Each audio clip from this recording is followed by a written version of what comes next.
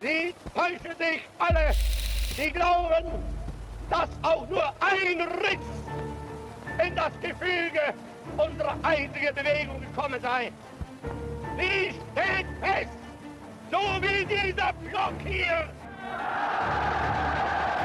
Hitler and other German nationalists absolutely hated the Treaty of Versailles.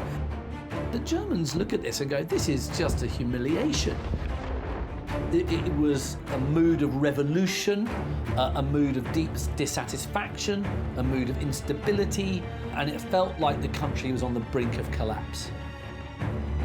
In that climate of hopelessness and despair, Hitler promised something different. Hitler promised that he could make Germany great again and bring her out of this economic crisis. Most people are struggling to survive. And of course, you know, like any really brilliant public speaker, he's going to use that to his advantage. It's like a conductor with an orchestra.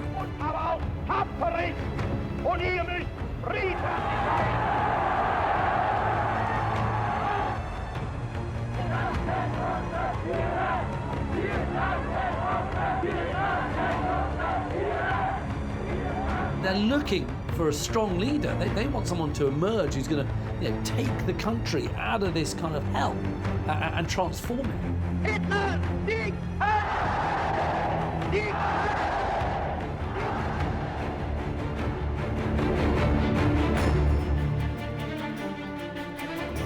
Zwei oder drei Monate vergangen sind, wird euer Terror beseitigt sein.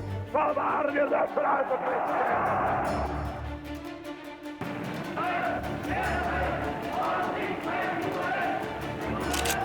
Determined at the end of 1932 to accept not a vice-chancellorship, but only the top position. He hailed that as the Nazi seizure of power, so this was his moment.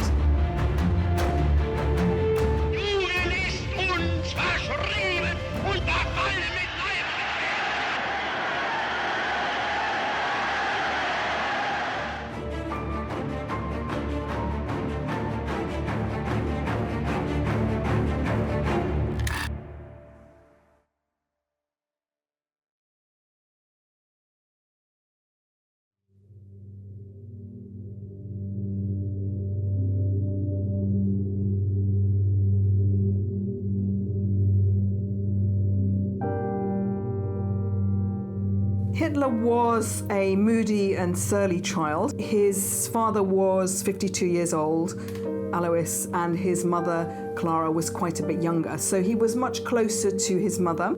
Hitler's father was really abusive. He would often beat the young Adolf after he had had too much to drink. But his mother, on the other hand, was very loving, and she would often try to throw herself between Adolf and his abusive father. Of course, what Hitler's learning from his father at this very early stage is that if you want to dominate someone, you've got to be strong and you've got to be brutal.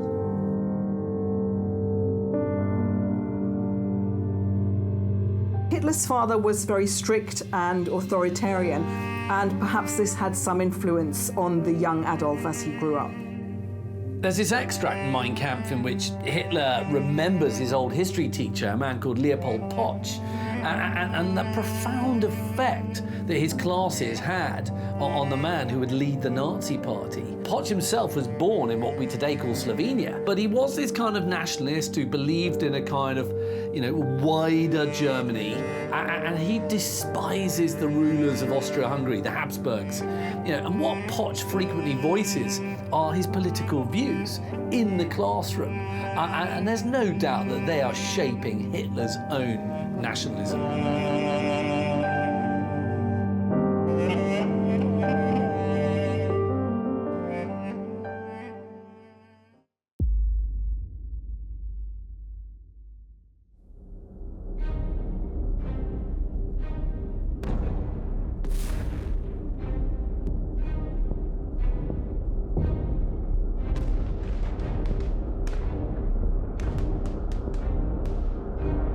Once war was announced, Hitler was in Munich at the time, and in fact he's seen pictured in one of the squares there where the war's being proclaimed. And what he does is to volunteer to join the Bavarian army. And he goes off and fights, and he's present at the first Battle of Ypres. He's at the Battle of the Somme, he's at the Battle of Arras, and he's even at Passchendaele. And at Somme, he's actually wounded. So he has what people call a good war. He's even decorated for bravery and gets the Iron Cross Second Class in 1914. He was wounded in the war and in fact blinded temporarily. With the recovery from blindness, he suddenly seemed to think he had a mission in life, that there was something preordained, the fact that he'd survived the war and that he'd recovered his sight, that he had a mission to fulfill.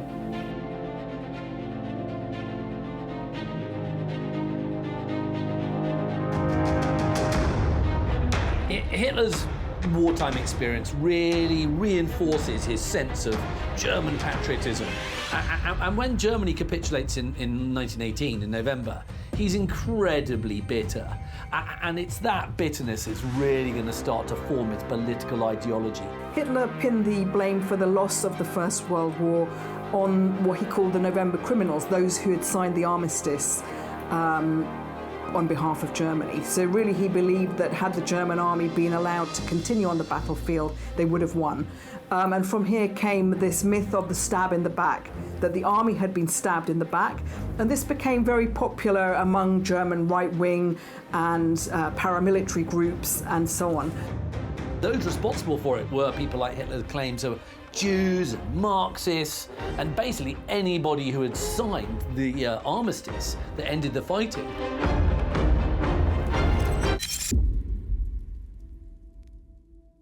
Hitler and other German nationalists absolutely hated the Treaty of Versailles, and this was for a number of reasons. So, first of all, the victorious Allies had blamed Germany for the outbreak of the war. So there was a clause in there called Article 231, the War Guilt Clause, which placed the blame for the outbreak of the war squarely on the shoulders of Germany and her allies. So not only that, but also this meant that the Allies could ask for reparations from this nation who had started the war. Very, very hefty sum of money. You know, the Germans look at this and go, this is just a humiliation. You know, not only have we lost the war, we're now being made to pay for it.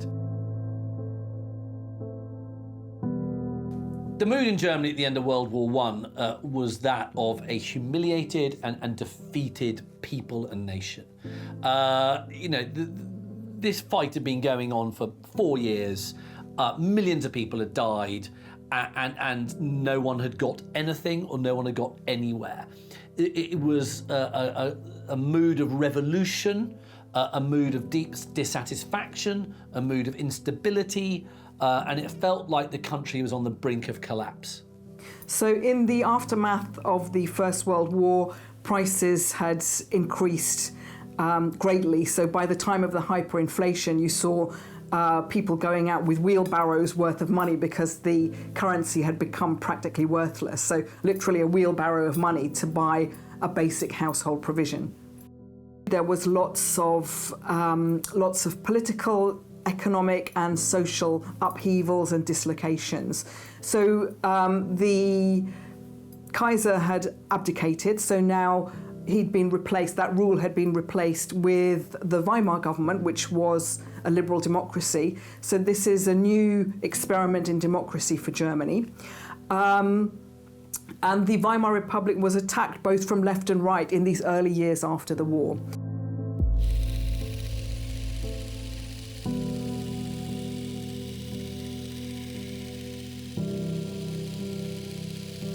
In July 1919, Hitler gets a new job, and this is actually really crucial, one of the first steps that's going to take him to power. And what he's appointed to become is an intelligence agent for a reconnaissance unit of the German army.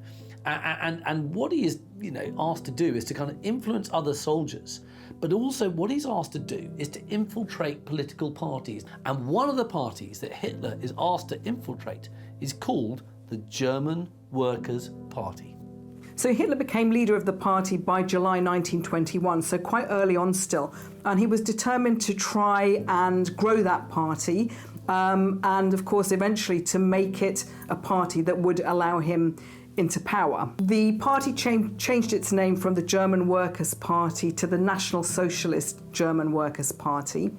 And there were quite important changes that Hitler made at this early point. One of them was the introduction of a paramilitary wing, so the SA, the Sturmabteilung, or the stormtroopers.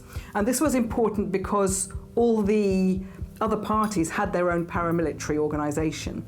And secondly, for the party to have its own newspaper, the Volkische Beobachter, or the People's Observer. And again, this was important because it marked the arrival of the party.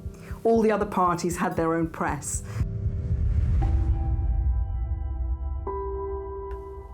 Hitler's speeches are really vitriolic, but they're very effective and they attract regular audiences. And what he's found, he's got this gift for speaking. He is a natural demagogue, and he's really good at using populist themes, and he labels scapegoats for losing the war. You name it, Jews, communists, whoever Hitler hates on that given moment, he'll lay into them. Hitler's charisma and his ability to speak so well, to really draw crowds and attract attention to the party, meant that his role was crucial even from an early date. Listeners are listening and watching this and they're thinking, yes, these are the reasons for our economic hardships. And Hitler's also got this huge personal magnetism. And he's got this instinctive understanding of the psychology of crowds. And of course, like any really brilliant public speaker, he's going to use that to his advantage. It's like a conductor with an orchestra. And what historians have noted is the kind of hypnotic effect that his rhetoric has on these huge audiences. And also people notice, how his eyes, are so effectively used when he's talking to smaller groups. Der Völkerstreit oder Hass untereinander, wird gepflegt von ganz bestimmten Interessenten. Es ist eine kleine, wurzellose internationale Clique, die die Völker gegeneinander hetzt.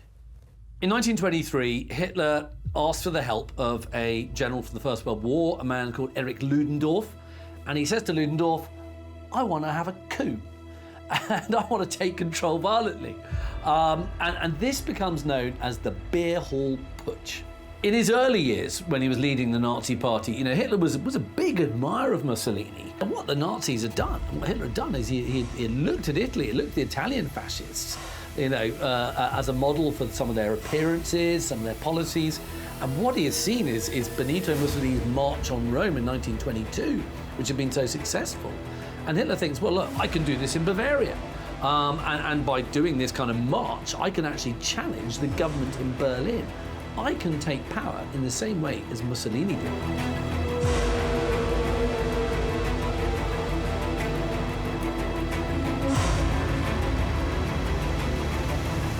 Whilst Hitler had some support among the armed forces and among the upper classes that had made him believe that this might be possible, the truth is he'd really overestimated that. The Weimar Republic, despite the problems that beset it, was not really on the verge of collapse at this stage.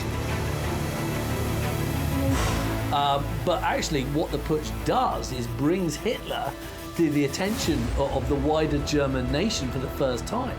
And it's obviously generating big headlines in newspapers all over the world.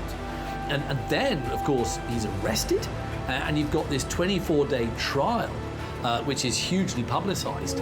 And what a trial does, you get this process called blowback. It's giving Hitler a platform to express his kind of vile ideology to the nation. And so this claim for power was a failure, a fiasco. Hitler ended up being arrested, along with many of his followers, and he was imprisoned.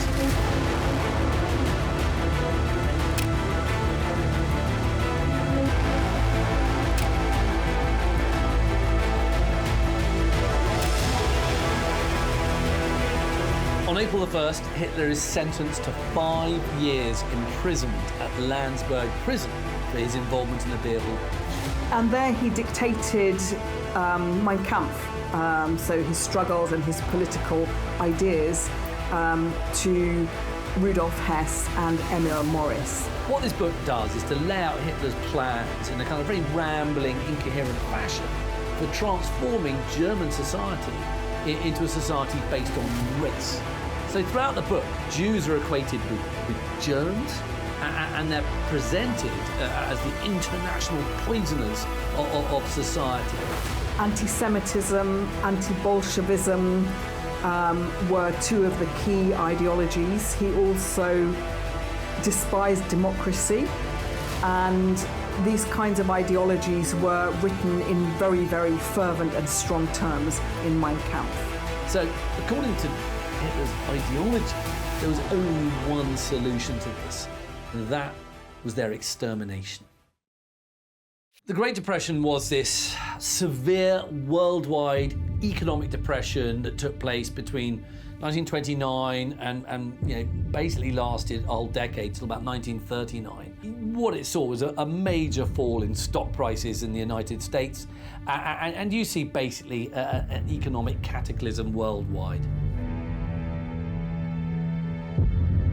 Hitler and the Nazi Party, they prepared to take advantage of the emergency. The emergency is kind of great for them because with their extremist politics, they can say, only we have the solution. And they're going to use this to gain support for their party. And what they also promise to do is to just sweep away the Versailles Treaty. And they say, we're going to strengthen the economy and we're going to provide jobs. No real mention of how, but it looks like a solution. Whilst the Nazi Party in 1928, before the Wall Street crash, had been polling a fractional percentage of the vote, in the elections of July 1932, the Nazi Party polled more than 37% of the vote.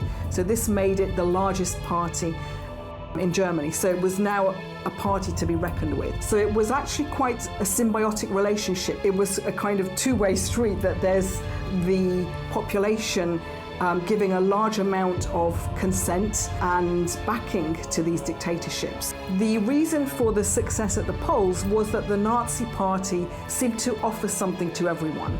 So to the young people, it was a party of dynamism and youth. To the old elderly and the pensioners who'd seen their life savings just decimate overnight. He could attract the old, he could attract men and women, even across the social classes. So he attracted support from among the aristocracy. The middle class, of course, was the biggest part of his vote, but also a quarter of German workers were voting for the Nazi Party too by this point. But certainly within the first few years in which he was in power, and it seemed like the economy was going well, the majority of people in Germany, I think it's fair to say, really liked Hitler, and they thought that actually he is transforming our nation.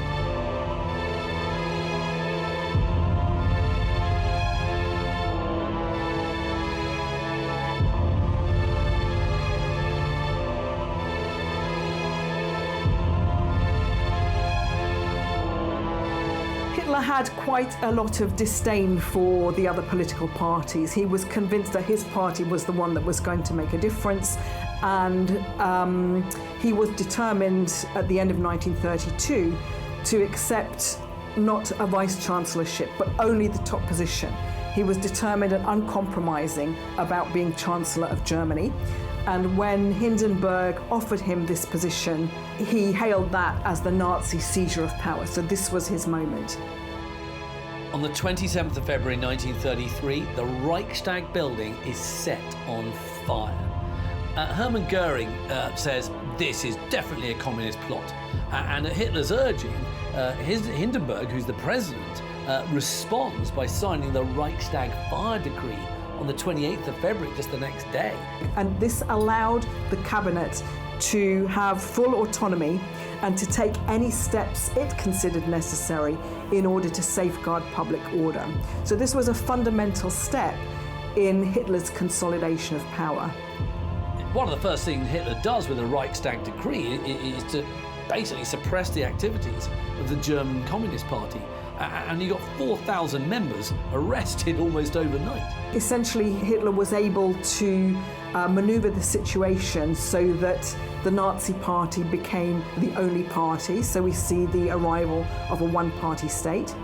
It's very likely that the fire at the Reichstag was organised by the Nazis as a pretext for a kind of mass persecution of communists and social democrats in Germany. Of course, the purpose of the decree is, and the whole purpose of the fire, if the Nazis did indeed, set it, was to manufacture an excuse for repression and control.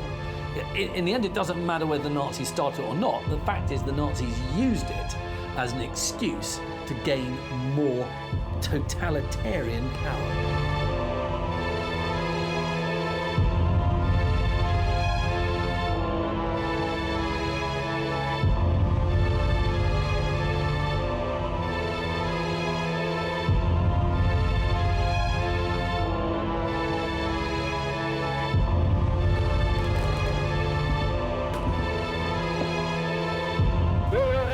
Adolf Hitler.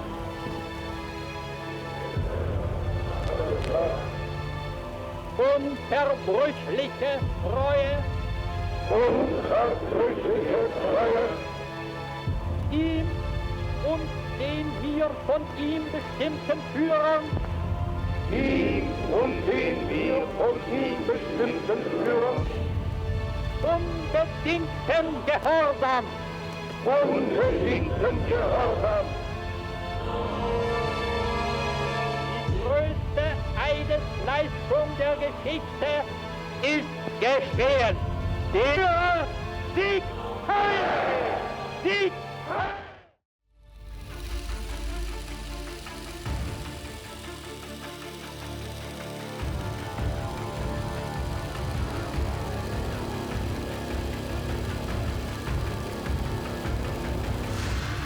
The creation of an enemy was very important, and that could be an internal enemy or an external enemy or both. After Hitler came to power, life for Germany's Jews took a severe turn for the worse. The Jews in Germany were to feel the full effects of more than something like 400 decrees and regulations that restricted all aspects of their public lives and even their private lives. In the very early days and weeks after Hitler came to power, there was a boycott of Jewish shops and businesses. There was also an Aryan clause inserted into the civil service law, which removed Jewish civil servants from their jobs. All of that within the first few months. In the weeks and months that followed, Germany's Jews became increasingly isolated and excluded from one profession after another. You have the Nuremberg race laws being passed in 1935, and these define Jews not by their religious belief, but by their ancestral lineage. And what these laws also do is to kind of formalize the segregation of the Jews away from the so-called Aryan population of Germany. It is basically creating the Jews as kind of internal foreigners, if you like. So throughout the mid-1930s, the German propaganda machine was very busy putting out anti-Semitic propaganda, among other types of propaganda. So Julius Streicher's Der Stürmer put out a lot of anti-Semitic material, but the same was true from the propaganda ministry in terms of posters and placards, and as the years went on, anti-Semitic films, radio propaganda, and press propaganda too. For the most part, a lot of Germans accepted the Nuremberg laws, partly because Nazi propaganda had successfully kind of swayed public opinion and fostered this general belief that Jews were a separate race.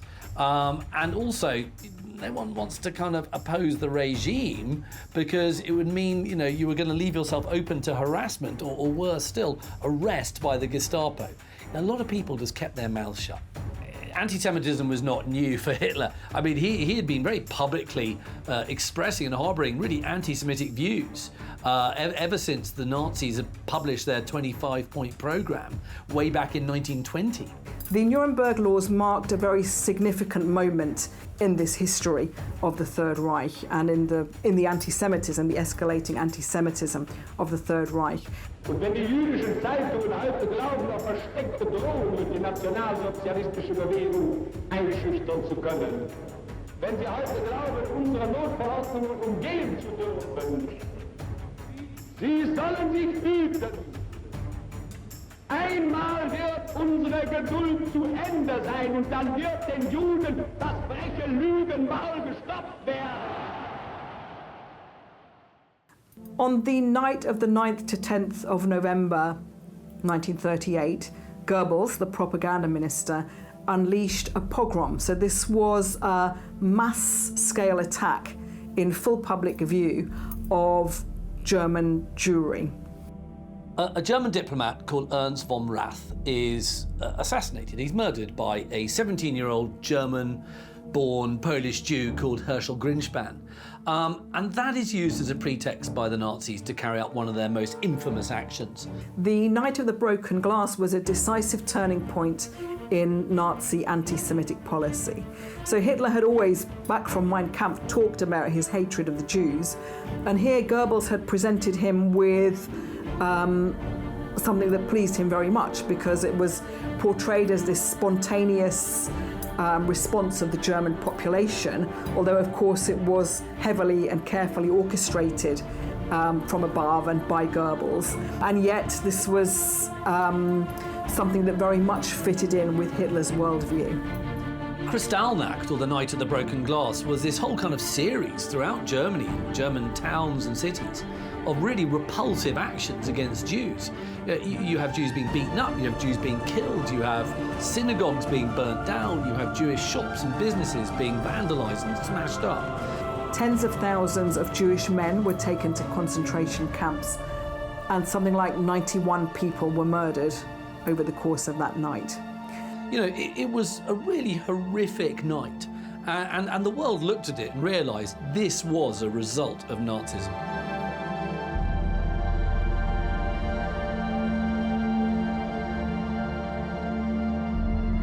You know, you can look at the Night of Broken Glass as being undoubtedly a precursor for what was going to come, and that, of course, was one of the darkest episodes in human history.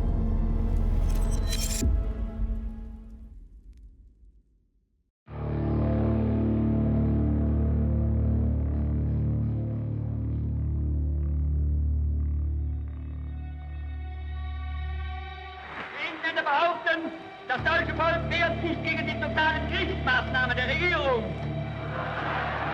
Es will nicht den totalen Krieg, sagen die Engländer, sondern die Kapitulation. Wollt ihr den totalen Krieg?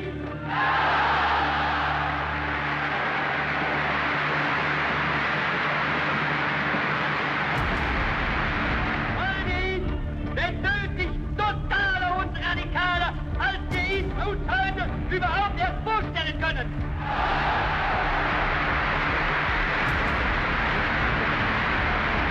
Seid ihr bereit, mit dem Führer als Phalanx der Heimat hinter der kämpfenden Wehrmacht stehen, diesen Kampf mit wilder Entschlossenheit und unbeirrt durch alle Schicksalsbügel und fortzusetzen, bis der Sieg in unseren Händen ist?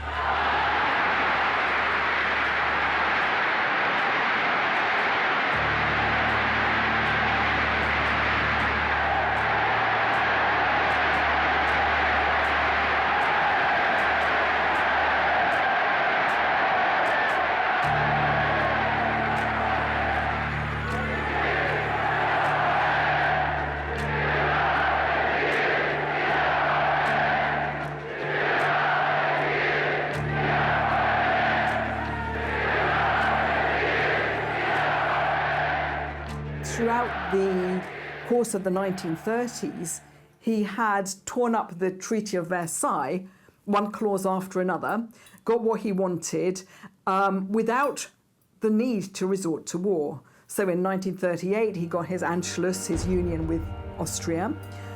Following that, he took the Sudetenland and then the rest of Czechoslovakia. And then it comes to this point in September 1939, where he makes his attack on Poland. It was at that moment they went to war. This was a war that Hitler wanted. He was an out-and-out aggressor. He'd kind of got all of his aims up until then without even needing to go to war, and yet it was this moment that sparked the Second World War. Hitler believed that this severe decline in living standards in Germany was a result of an economic crisis that could only really be stopped by military aggression. The German population were a bit more reluctant to go to that war, but with all of these foreign policy successes that Hitler had achieved through the 1930s, his position as infallible and the kind of whole cult of the leadership that surrounded him had only continued to grow. And of course, the first months of the war were very successful for Germany, with the Blitzkrieg lightning strike on Poland, and then very quick successes in the West. Mussolini is watching the progress of Hitler with actually quite a lot of jealousy. He's a bit bitter, to be honest. You know, and as he sees each fresh German victory, he gets more and more livid. And he's starting to express the hope that maybe the Germans will be slowed down, or they'll have a defeat or some form of reverse. And that will make him feel a little bit better. You know, we don't like it when our friends are too successful. And this is what's going on here. But Germany, of course, just advances westward, you know, and not only takes all the Low Countries, but even, you know, takes France. And when France is on the verge of collapse, you know, Mussolini felt he can't delay any longer. So then on June the 10th, 1940, there's this fateful declaration of war.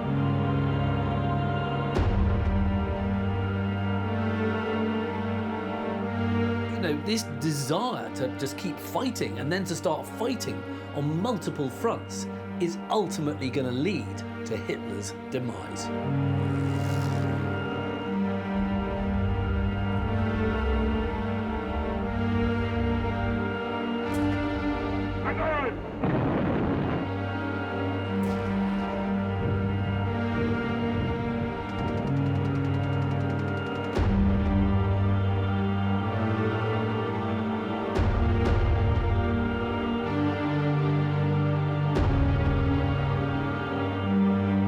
Had Hitler stopped after he had successfully conquered France and the Low Countries, and not decided in June 1941 that he was going to invade this really quite big country called Russia, he may have stayed in power. Tide turned for Germany at the Battle of Stalingrad, and I think that the feeling that the German population had for him as this infallible leader really changed from that point onwards. This is a war that Hitler has fought for too long, and he's fighting it to the death. And he's fighting it to the death of the people who he supposedly loves. And he no longer loves them by the end of the war. And he says that basically the German people don't deserve him, the German people don't deserve Germany, and everybody should fight to the death because basically, you know, they don't deserve to be alive because they failed him. Classic narcissistic thinking. The world is for him, you know, and he's not there for the world. So whilst by this point, after Stalingrad, the cult of the leader was diminished somewhat, he'd created this myth of the Soviet hordes and this great Soviet enemy to such an extent that out of fear and out of desperation, both the army and the home front really worked until the bitter end before capitulation.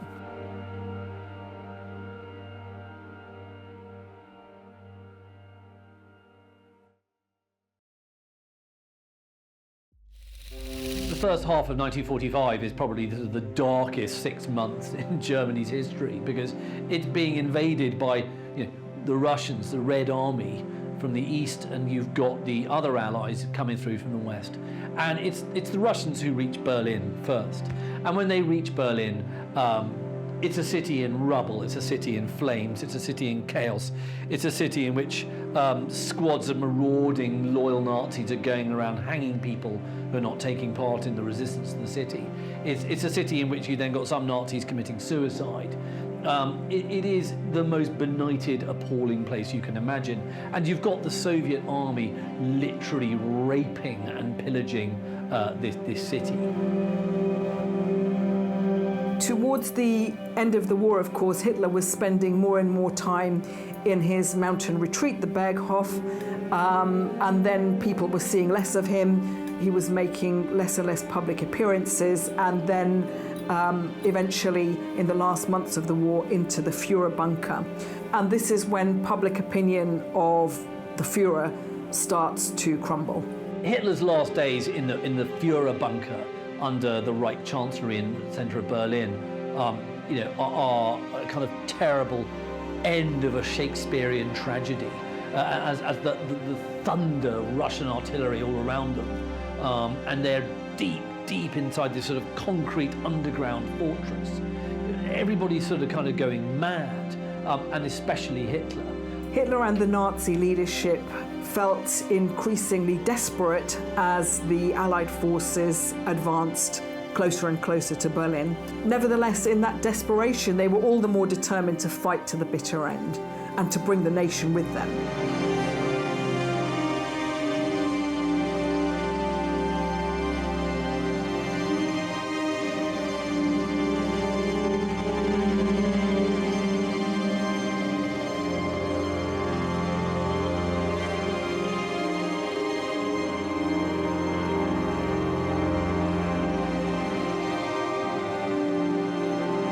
He had not a moment of regret at the end of the war, so he put into place a scorched earth policy that he was going to destroy everything so that the victors wouldn't have anything to take when they arrived. But also he kind of in the end believed that the German people were not worthy of him. So he sort of got it in his head somehow that they weren't this master race after all, and that they had betrayed him. Even though, of course, the ultimate lie was what he had done to them. On the 28th of April, 1945, Mussolini is shot dead by partisans in the north of Italy while he's attempting to flee to try and get on a plane. The day after Mussolini is killed, on the 29th of April, 1945, his corpse and that of his mistress, Clara Petacci, they're dragged along and they're dumped on the ground in front of the old Piazzale Loreto.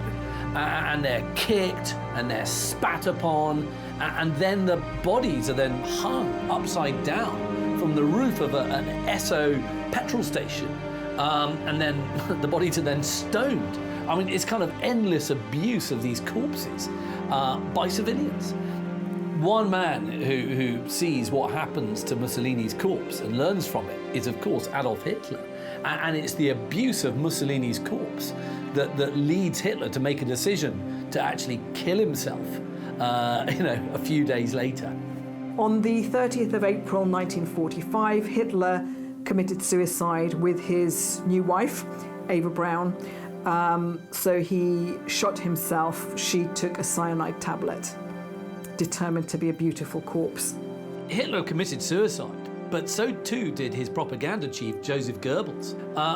What was particularly horrific about Goebbels' suicide was that he and his wife actually killed all their children before they killed themselves, because they couldn't face the idea of a world without Adolf Hitler, and they didn't think their children should have that fate.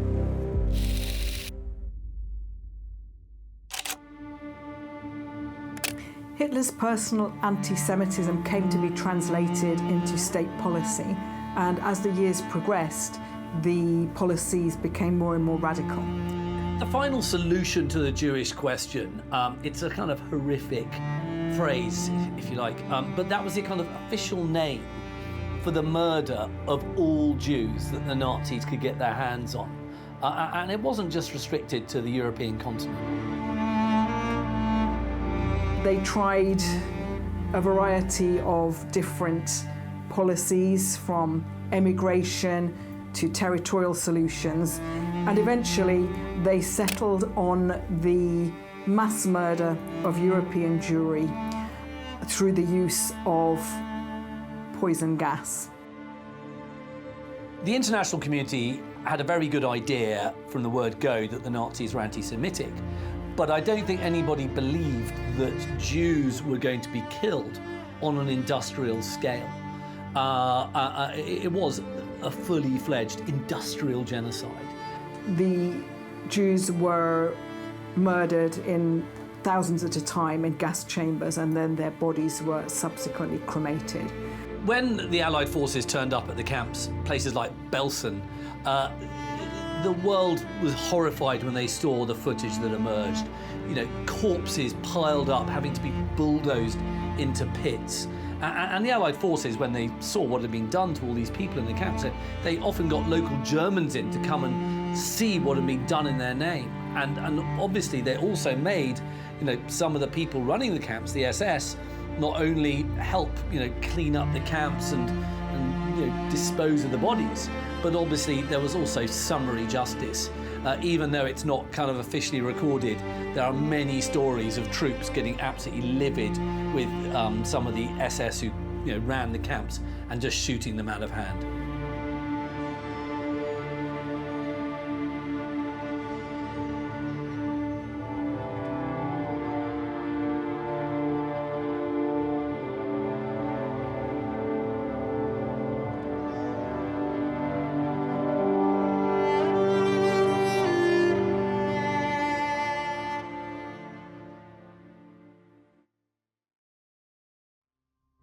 The question of how much the Germans knew about what had happened to the Jewish population is very complex. So certainly they knew that their Jewish compatriots were disappearing, being taken away. They were being taken away, they believed, as indeed some of the Jewish people themselves believed, they were taken away to work in the East. You know, during the war, word leaked out from people who had escaped some camps. There were aerial pictures taken of places like Auschwitz. So, you know, by the middle of the war, the world at large had a very good idea that this slaughter was being carried out on an industrial scale. Yes, some rumours did circulate back from soldiers on leave, and other information did filter back to the Reich, but the German population was busy with facing its own war, dealing on a day-to-day basis with the course of the war, Allied bombings, rationing, food shortages. It took a long time for the German people to really come to terms with what had been done in their name. I think a lot of German people throughout the war had more than an inkling, but I don't think they knew the extent of the savagery of what went on, you know, behind those miles upon miles of barbed wire. There was a deliberate policy on the part of the Nazis that this extermination should take place not on German soil. So these death camps were all in Poland, so they were out of the direct line of vision of the German population. You know, as well as places like Auschwitz, which were relatively easy to keep quite secret, what people also knew about from troops returning from the front, and especially from the Eastern Front, was the Einsatzgruppen, the mobile killing squads that went behind the German lines, killing anybody they regarded as being an enemy of the Third Reich, such as Jews and communists and so on. And the Einsatzgruppen killed millions of people, and it was impossible to keep that quiet. So once again, there had been some knowledge, but limited knowledge, about the extent of what the Nazi regime was putting into place in terms of this genocide that was taking place in the death camps. When the Germans fully appreciated what had been done in their name by the Nazis, it took a very long time for that to sink in. If you look at public opinion polls carried out in the 40s and the 50s in Germany, there was still a lot of residual affection for Nazism. It was felt that this was something that had made Germany great again. It was something that had got things moving and done. Yes, there had been excesses, the small matter of the Holocaust, clearly. But some people in Germany were willing just to say, if we can divorce the kind of genocide bit from Nazism, you know, is Nazism so bad? So there was still this sort of kind of, I'm not saying all Germans, I mean, but a minority of Germans were still, you know, affectionate towards Nazism and towards Hitler. But I think, yes, ultimately, when it was shown quite how evil Nazism was, and the German people fully appreciated it, then, yes, the opinion of Hitler was not quite so good.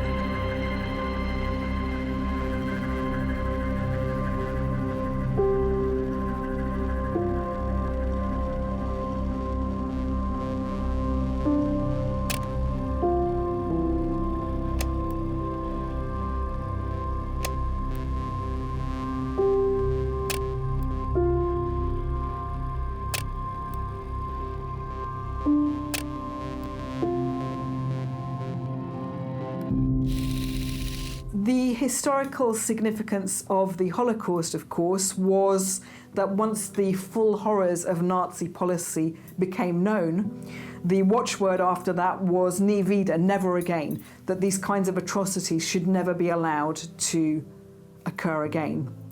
And yet in the period after 1945, so through the end of the 20th century and into the 21st, we have seen genocides continue to take place.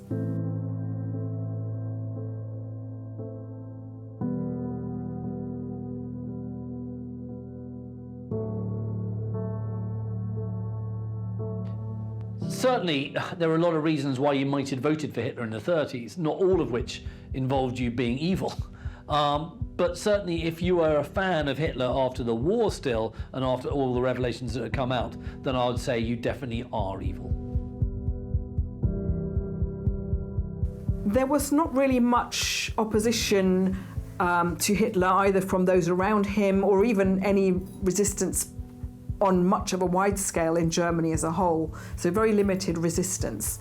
Those around him were always trying to curry favour with him, so whatever they were trying to do, they called it working towards the Führer. His view was well known, and in fact all of his advisors, ministers and armed forces were mainly trying to impress him and to try to enable him to achieve his goals.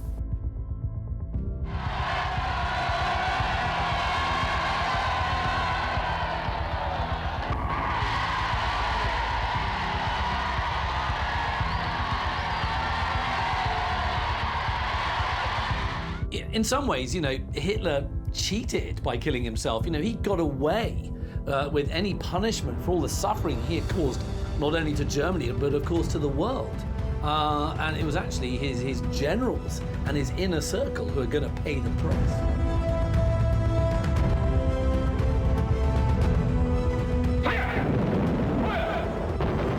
German guns, German bombs. In diesen 13 Jahren haben wir auf allen Gebieten jammervoll versagt.